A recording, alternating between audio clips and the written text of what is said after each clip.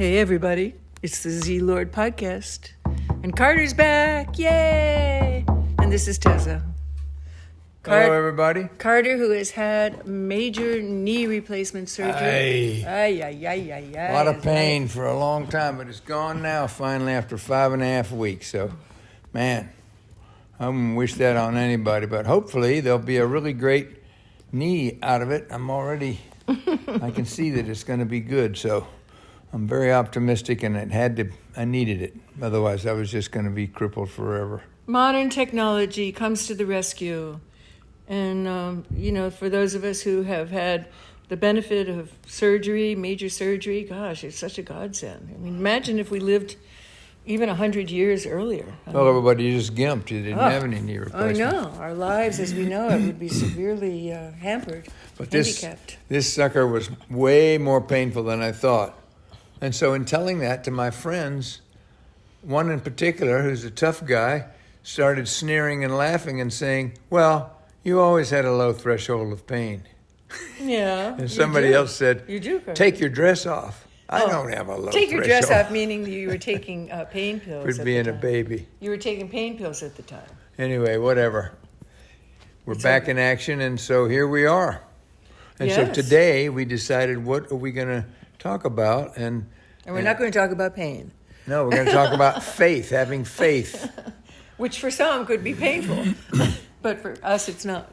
It's not a painful topic. Well, faith is an interesting subject because I can remember for a lot of my life and for other people that if you don't have how do you have faith if you don't have faith? It's like a catch-22. It's hard. It's impossible to have faith if you don't have it.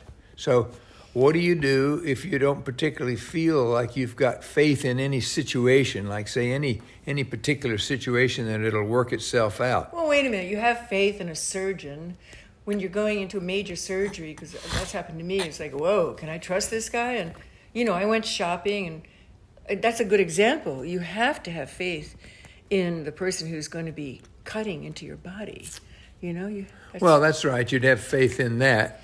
And then, there's a lot of different kind of faith. That's true. But let's talk about, in particular, having faith that some situation, like, for instance, a bad neighbor or some financial situation or some difficult lawsuit, any kind of a business situation or situations, a crises. That require a long time working out and require some sort of there's something going on that's really hurting you, and the best way to get out of it is to try to feel better about it, and the best way to feel better about something is just to have faith that it will work out, and even though it doesn't look good at the moment, that it'll work out in a week or a month or a year or whatever, or if you're having a divorce, let's say, or you're having some whatever it is. Trust in Jah. Right. Yes. So, it's a big subject, how to have faith, especially if you don't have a strong belief in God or the higher power or the universe or whatever that will come together to work this out. So I got to, because it is such a big subject, Carter, maybe instead of just talking about it in general, how about if we approach it like, when did you, Carter, and when did I, teZa, actually come to the realization that you had faith? Well, in my case, it came later in life. And my guess would be that for most people, young people, it's harder because you haven't had enough experience to see things work out. And I've been in some horrendous situations that were long-term, that were not going to work out in a short period of time, and I had to figure out how I'm going to get through the day without going off the deep end. And after going through 2 or 3 of those really bad situations, like with my movie, for instance, we overspent on my movie. We had problems. A feature film. Yeah, we spent over $1 million, and it went way over budget, and we had disagreement within the key people that were making the movie, and there was no way to communicate, and it was just like a hopeless situation. And then when we finally did finish it, well, first of all, it took months to finish it. It took a year to finish it. So there was this endless. What do you mean finish it? Like edit it? Or Yeah, edit it and get it done and get it ready. From the moment you stopped filming to the moment it was ready to be shown publicly? Yeah. Is that what you mean by finishing? Yeah, and we were bleeding money, and it was a difficult situation, and everybody, we had arguments within the hierarchy, and so it was just a miserable situation. And never having been in a situation like that before, always having been relatively successful in most of the things I tried to do, I didn't know about being unsuccessful and having challenges, having a challenge that was unworkable. Uh-huh. So, if you're going to have a happy life, it's nice to be able to have a place to go. Like if you're in a lawsuit and you're getting sued and you're worried that you're going to lose, for instance, or something, which I have not been in, but I know people that have. Our family did. Oh, yeah, I have been, actually. I have been in. And you don't know what's going to happen. Family, right. Yeah, you don't know what's going to happen. So how do you maintain your serenity and happiness in that situation if you don't have a really strong prayer life and a trust in God, and you can just hand it off? If you're strong in God and you're prayed up, that's the best, because you just pray it away, give it to God, and you're done worrying, and that works. And even if the outcome is not going to be the way that you would like it to be, then with faith, you turn it over to the power that is bigger than us, called, however we say it, higher power, God, the divine. And it's not just about me, wanting a certain way, a certain result, right? That's right. And if you have faith that it will work out and however the Lord wants it to, then you're free, 100% free, because however it comes out, that's what He's choosing, and you're free. So that's the best place to be, and that's kind of where I am now at this point. But I'm also 77 years old, and I've been punched around a lot, just like most everybody else that's listening to this. If they're 77 years old. Well, even the kids have been, you start getting punched pretty early on. Most everybody starts, because that's what life does. Life gives you a bunch of licks. And then our grandson turns 13 today, and so I was talking to him this week. I was saying, how's it feel? Like, wow, you're a teenager. This is a big mark in life, officially a teenager. And he said, boy, there's a lot of responsibilities. I said, wait, you just hold on. It's just beginning, kid. I can remember specifically when I was 13 years old. I can remember specifically, but I was a worrier. My dad said I was a worrier, so I always worried when I was young for whatever reason. I was just born that way, and my daughter is too. But I can remember when I was 13 thinking, God, I can't wait till I'm an adult and I don't have all of these worries. Oh my God! Oh, the naivete of youth. So part of the exercise, and one of the biggest exercises in life, is to learn to have faith. And if you don't have, it's a lot easier if you've got God, but if you don't have God, which a lot of my friends don't have. Well, earlier in your life, you also you kind of turned your back on the divine. Why don't you talk about that? There was a time when you basically decided that the way you had been raised with the Christian background and going to church, perfect attendance, mind you, you told me that you basically came to a place where you didn't believe that anymore.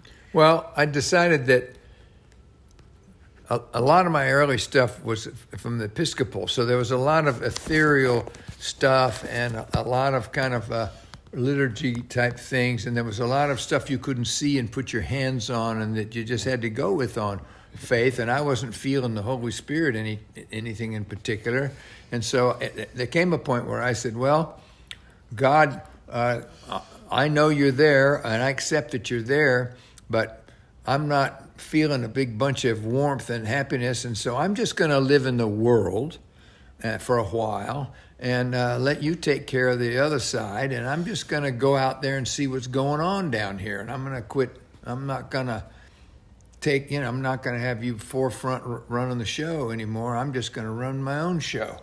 And how'd that go? It didn't work out all that great. I finally came back around in my late 30s, and I was so tired, and I From running the show. oh my God, I was just completely slept out. The life had just beat the crap out of me like it has a lot of people, and I was so tired, and I stumbled back into a situation in a bizarre kind of a country Baptist church with this redneck preacher who was real smart, but not particularly well educated, extremely well prepared, and a man of God. And he had it so simplified that anybody could understand it if you were just a simple, basic person. And so he was talking my language. It was totally different than the Episcopal. And somehow I had the experience, and the Holy Spirit came, and that was a lucky day for me, because a lot of people do not have that experience. But I did after a year or two of just going. I actually went because I was going to get married, and he was going to be not to me, the preacher, wife number one. And so I wanted to go in and make sure he wasn't going to, the Baptist guy wasn't going to insult my Jewish friends and my black friends and my other people that and your gay friends. And my gay friends, yeah. I just wanted to make sure he wasn't some kind of a bigot guy, because that's the reputation that the Baptists have. And not only was he not that, he was one of the most open-minded, and it was just a great experience. And so then I kept Preacher Joe. His name was going. Preacher Joe.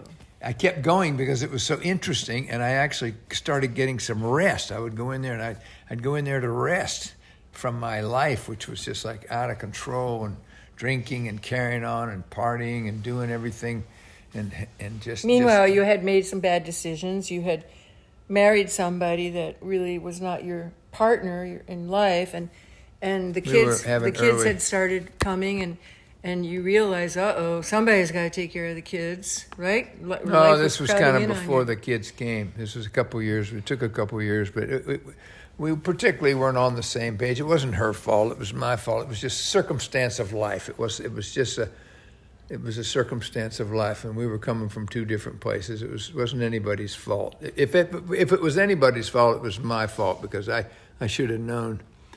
I should have been better in tune with who I was and what I needed in life. So, but at any rate,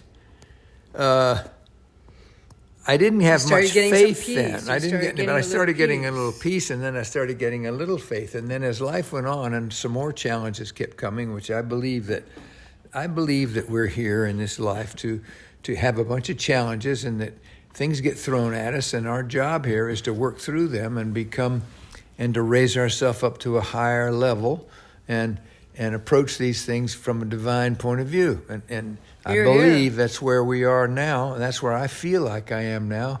And anytime there's any big issue, I'm able to retreat into this, and I don't feel bad for very long about anything anymore, including my impending death. But I also noticed that... Not impending today, but, just in the future. Yeah, but... We're in our 70s. We're not in our 20s anymore. Yeah, and so, I'm cool. I'm good now, but it took a long time. And I will say that a lot of my friends, I know a bunch of people my age from my classes in college. My college was such that everybody stays in touch. So I know 50 or 60 people that are my age, and most everybody's doing pretty good. Most everybody's in the same place, and definitely not all of them have God in their life. A number of them are atheistic people, yeah, but God means something to different people, Carter. I mean, some people don't like that word God. I mean, I don't like the word God. Excuse me. Nature works for a lot of people. Just the mystery works for other people. Yeah, that's true. The divine, the sacred. I mean, I think that it's too much of a glib way of putting an otherness on people when you say they have no God in life. I think when you talk to anybody, really in an intimate, one-on-one way, most everybody will say, "Boy, there is something really intensely mystical and mysterious going on in life." I think they would. Maybe they couldn't call it God. Well, maybe they couldn't even call it faith. Maybe people just have a hard time defining it, because a lot of people I meet who call themselves self-proclaimed atheists or agnostics, it's because they felt that they were brainwashed when they were kids. They had it rammed down their throat, as somebody recently told us, who was Yeah. coming into our study group. This fellow's grandmother wanted him to have some religion, and he just felt it was rammed down his throat all his life. So he was searching for a way to have that connection, but he couldn't find it in a traditional church. And a lot of people are like that these days. Well, each human is different, and each human has to come to grips with that. And that's what all these different preachers are around for, because people have different Not just needs preachers, to hear teachers. people. Yeah, well, they need to hear, Like not Eckhart everybody Tolle can. and Deepak Chopra, not just, from the Yes. religious world.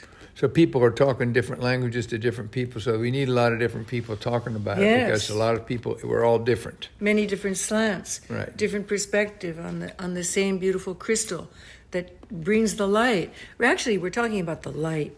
Faith to me means having light in my life, not letting the darkness overwhelm me, because like you, I was too much in the darkness at one point in my life. And, and it's a very dark place being there. And to have faith to me means living in the light of the divine, the sacred, however you want to define God, or, a higher power in your life. And yes, there's always going to be the dark and the light and the night and the day and the good and the evil. But to have the balance of seeing that we're not overwhelmed by just one aspect of being alive. That's, to me, having faith today, that there's a balance. And there was something that happened in a group that we were working with that was very interesting, that I thought about faith. And they were talking about faith in God. It was a God situation. So they were basically saying that if you can have faith in your neighbor, and if you can have faith in your that something will work out the way it is, and if you can have faith that you're going to feel good about a situation, then what that does is that it elevates your life, where you begin to have good feeling towards situations, and good feeling towards your neighbor, and good feelings towards the earth, and then you have a virtuous attitude about things that it puts you up into a different level, because it raises your good feeling about everything and everybody. And if you stop judging your neighbor and stop feeling like you have to have revenge or any of that stuff, so it gets you in a virtuous situation. And once you're in a virtuous situation in life, then you gain understanding about how the world is. So that was a profound thought, and it related at the same time in a church sermon where this preacher was talking about having, if you have faith in Jesus, because one of the things about the Christian is that you're supposed to believe. You got to believe. It was Abraham was considered righteous because he believed even before there were even any Jews, and then Jesus would say that if you believe in me, then that's all you got to do. And basically what they're talking about is that if you have that kind of a faith in the higher power, then you become on that same level. So you become part of the fabric of the divine and of the higher forces. So that's what I've been understanding about faith lately, that if I can have it, and if I can trust that things are going to be good, and that if I can have faith that some person that's being unpleasant to me will work it out in their own way without me having to tell them about it and going over there and having a fight, then I will become kinder and better and feel better, and I will have a better understanding. And then if I can do that, I will be in the same fabric as the fabric of God. And so that's a big thing. It's a profound thing to think about. And I've been thinking about it. And it's an interesting thing to think about, to plug into the same fabric of not necessarily Christ, but the Christ consciousness, which is his relationship with the divine and the higher forces, is the consciousness in which he lived. Okay? What do you think about that, Tez? Well, I was at the same conversation, and I participated in that discussion group. And yes, those are beautiful thoughts that you're sharing, Carter. And the one thing that stands out in that conversation in my mind, because it was about a couple of days ago, is that when we see that everything that is part of the fabric of the divine, then there's this pureness to our existence. We're not, like you say, making judgments. We're letting go of our opinions.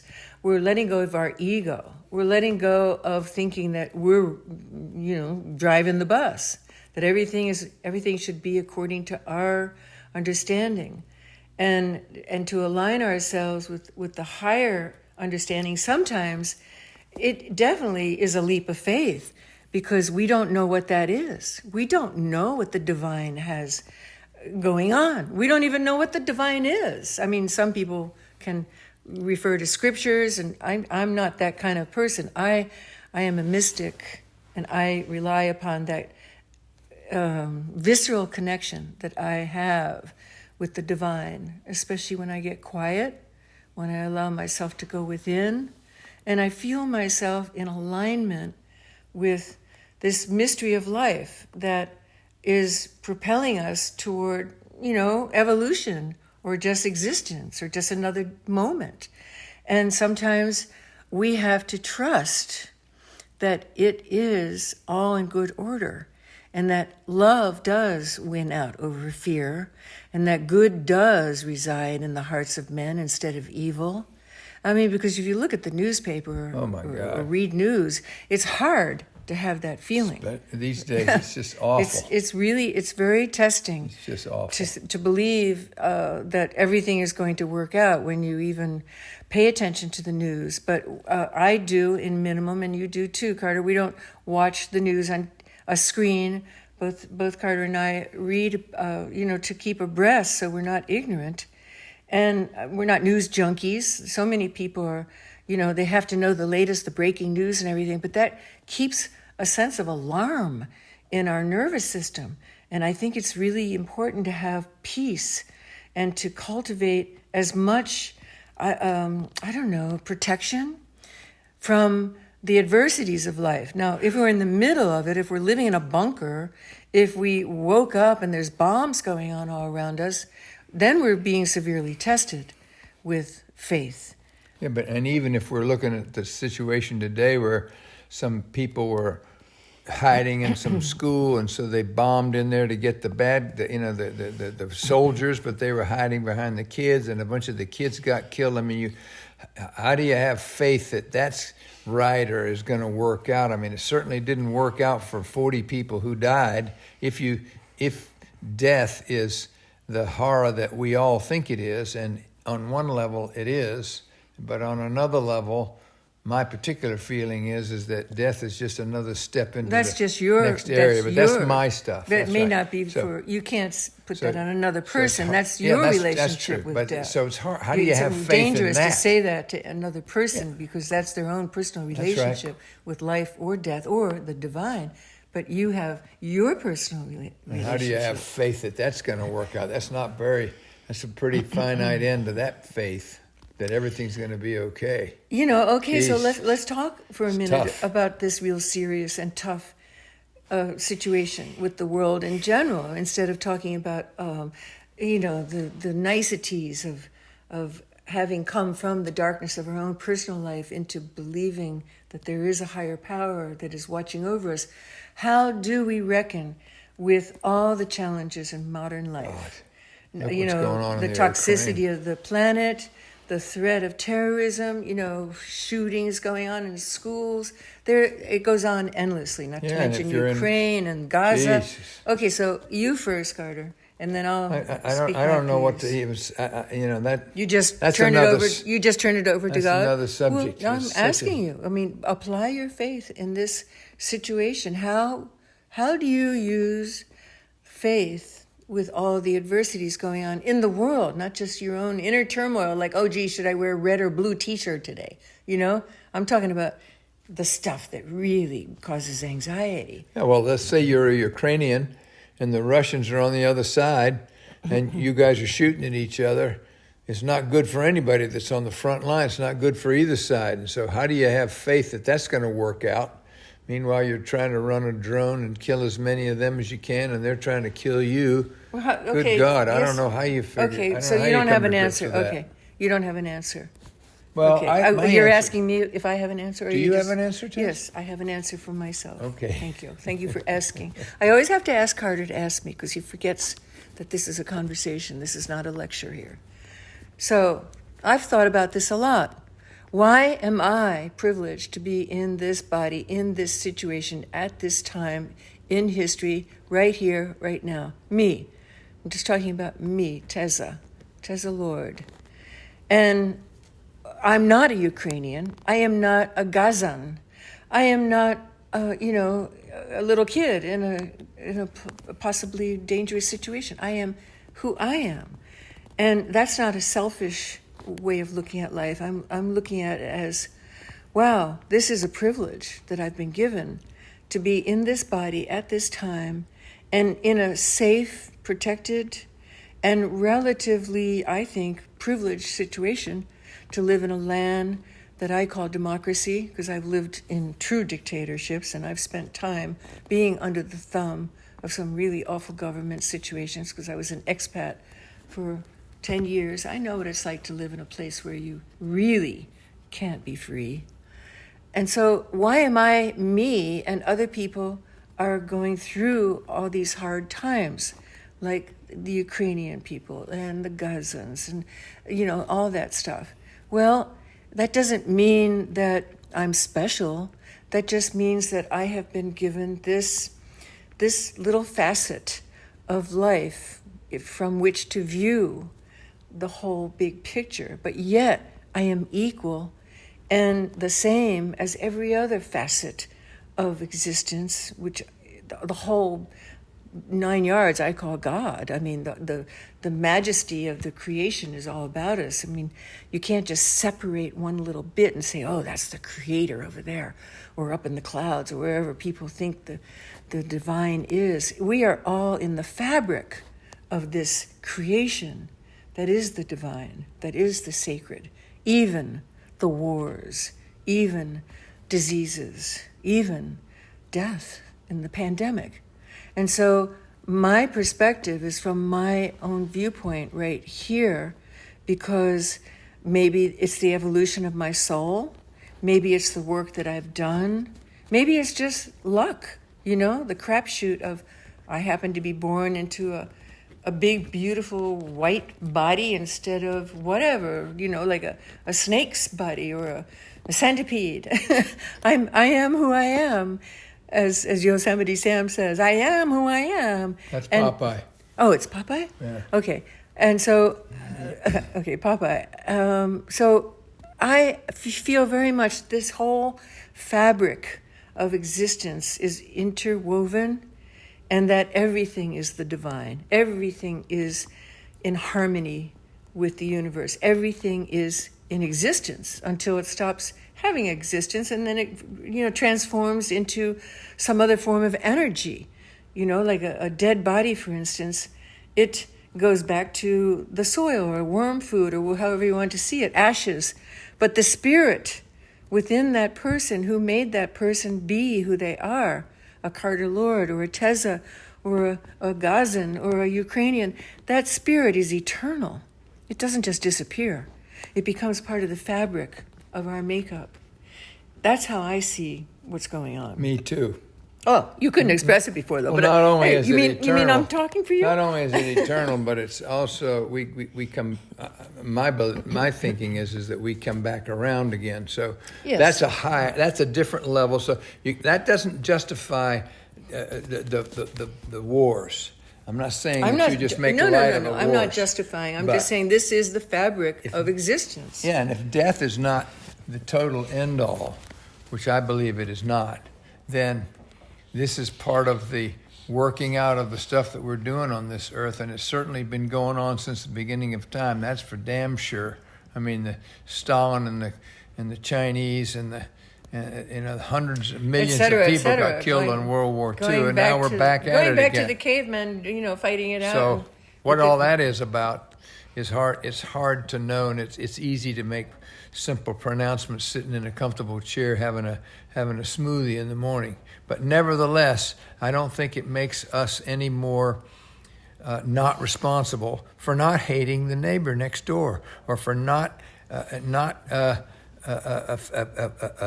being selfishly shoving our stuff down somebody else's throat. We still have the obligation and the opportunity every day to raise up our thinking and to accept the other guy and to put other people first. And that's what we're doing rather than getting shot at. If we're getting shot at, we're probably still supposed to not hate the guy across the line that's shooting at us. But that's a different subject too. Go ahead. So going back to when I asked you, what was the moment when you felt that you had embraced faith as an adult? You know, having turned your back on the way you were brought up and going out there experimenting, right? So when was it for you? Oh, thank you for asking, Carter. It's so nice of you to include me. I'm always making fun of that, but Carter does kind of monopolize the conversation. I remember very distinctly the feeling of turning over my life to my higher power. And I was driving down a highway. It was after I was newly sober. I think it was 2 years away from having given up a life of being, pretty much of an excessive adventurer with thrills and substances and bad relationships and just, mishaps and misadventures. That was my life.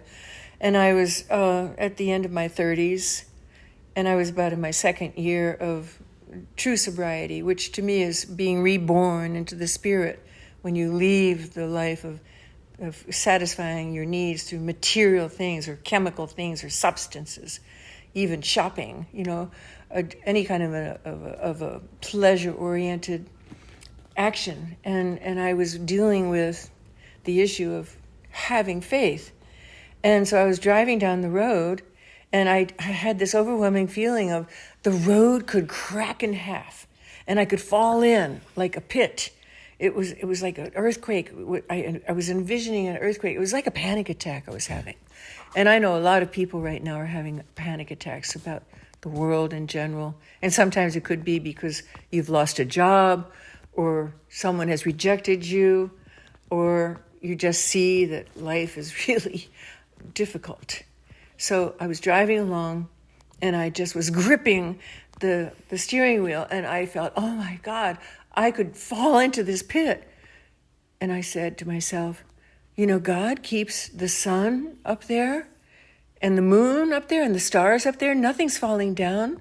Everything's held in place in their orbits. And what makes me think that I'm not going to be taken care of by God, by the divine? Because I feel like I'm losing it. I could fall into the abyss. My fear was so huge. It was like going into the maw of dying. And so I remember very distinctly that feeling of, I'm going to trust that I am being taken care of, just like God takes care of the sun and the moon and the stars, and they do not fall out of the sky. And I am like equal and the same as an object called a sun or a moon or a star. Why would I think that I'm so puny and I'm so little that God wouldn't take care of me? And something snapped inside of me. And from that day forward, I just realized it was making my mind up to have a decision, to choose, to let the divine take care of me and to trust it. And that, to me, is faith. That was a very distinct moment in my life. Great. All right, that's good, interesting. So how do we apply faith today? I mean, there's a lot of conflict going on outside of our private lives, and we have to have faith that everything is going to work out, don't we? Or else we would all go insane. Well, the more faith we have and the more we can accept that all is well and that things are happening and unfolding as they should, and that it's bigger than us, the better we're going to feel. So in our quest to feel good and to be happy and to be feeling that we're part of the fabric of everything, and that we're not just off by ourselves struggling, then it's a worthwhile thing to work on. That's beautiful, Carter. I love that. And so Yes. praying for it, seeking and you will find, praying for it And choosing. is a goodwill. And making the choice to have faith. Yeah, and always... You know, it's a choice thing. It isn't. It's a choice thing, but it's also choosing. The thing to me is to choose the right way. And we all know what the right way is. We know that the right way is to not hate anybody. We know that the right way is to be forgiving and kind. We all know it. It's just hard to do because our instinct, we get pissed off and we want to say, oh, that SOB. But our job He's wrong and I'm right. is to overcome that. That makes people feel good. Yeah, and so that's separating. And so our job is to unite and to be part of this one big thing and to recognize that the other guy is part of the big thing too, just equal to us. And if he sees everything wrong and he's doing everything wrong, it just means that he hasn't gotten there yet and he's still coming along, just like we were just coming along 10 years before. And so how do you have faith if you don't have faith? You just fake it till you make it. You fake it till you make it, and you do what people have been, you take the experience of millions and millions of other people that have dealt with the same issue, and you just keep asking, you keep searching, you keep looking, because it's there. And I don't think having the arrogance to say, well, I haven't felt it yet, so it's not there. That's just selfish. That's selfish arrogance, and it's not going to get us anywhere. It's not going to get me anywhere to think that way. I was talking with a pretty dear friend this week whose husband is having a hard time. He lost his job. He's a very highly placed executive type of accountant. And he's been having panic attacks. And she basically was asking me what she could do to help him because she's exasperated and she just thinks he needs medication. Well, maybe he does need medication, I told her. But he could also do what many, many people do to relieve anxiety and who are working to embrace some kind of faith, which is to put gratitude at the head of everything. And when you substitute fear for gratitude, a miracle happens. All of a sudden, you just choose to focus on, it's like the glass half filled instead of half empty. You choose to see, oh, it's not so bad. I still have my body. I still have, my life. I still have 2 arms, if you're lucky enough to have 2 arms. Yeah, and maybe this is a transition time that's being forced upon him, and he's going to end up a year from now in a way better job, much happier, less stress, more service to others. One doesn't know about these things. We just don't know everything. And I think Eckhart Tolle's approach to life is really valuable in situations like that. If you can get on the now and get away from all of your fears and all of your worrying about this and that, and the little monkey mind saying, oh, what's going to happen now? Forget all that crap. Just be here right now for this moment. Nothing's happening to him. He's still got food in his stomach, and it's not raining outside, and he's not getting jabbed with a knife. And just relax and accept the moment. Try to get on the moment. And the more we can get on the moment, the more we'll have faith that we're part of this gigantic thing that is all the same for everyone. And the more we can love everybody, and the more we can not judge somebody else because they're on a different wavelength. Well, they're on a different time in their path to understanding. They may be lower, they may be higher, but we're all on a path to trying to understand the whole thing. We're all on a path to God. And however we see it, we're all kind of working on that. And we're all at different levels. And so this is an opportunity, any kind of a thing like that where you lose your job. I mean, people have been losing their jobs since the beginning of time. I did. It's not that big a deal. I did recommend to my friend, along with the gratitude, that it would be helpful for them to read together The Power of Now.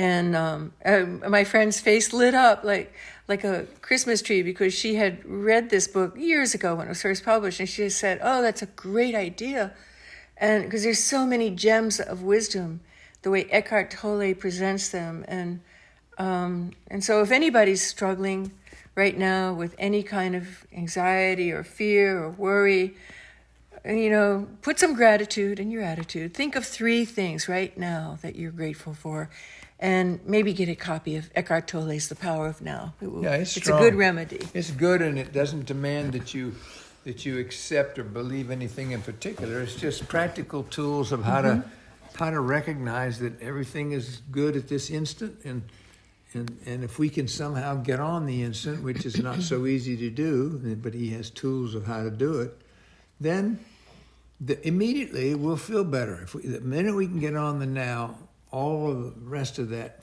future or past, all that worry and stuff just goes away, because right now everything is cool.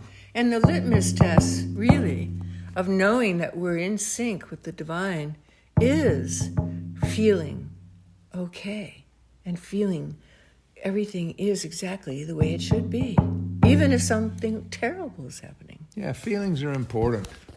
It's easy to discount them, but when you're feeling bad, that's a clue. Yeah. And you can change it.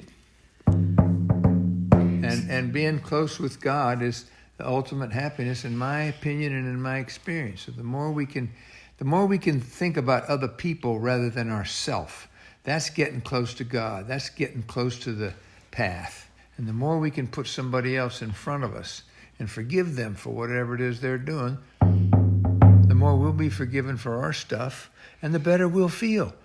And if feeling good is most of what we're trying to do here, for me, it seems pretty simple, and that's selfish in its own way, but that's the way I judge stuff. If I feel good, that's what I want to do. It's not selfish. It's a barometer of your connection with the divine. That's all feelings are. Feelings are the connection with your state, and you can't deny your feelings. That's why, addictions and everything never work. Yeah, and if we're feeling bad, something's off. Yeah, so we hope that you've enjoyed this conversation. It's been the first that we've had in a long time. Carter, welcome back from your state of pain. I'm so sorry you had to go through it, but look at you. You have a brand new knee, and you'll be out in the tennis court pretty soon. Maybe 3 or 4 months. Yeah. Okay. All right. See you later, kids. Shivaya. We love you. All right. Bye.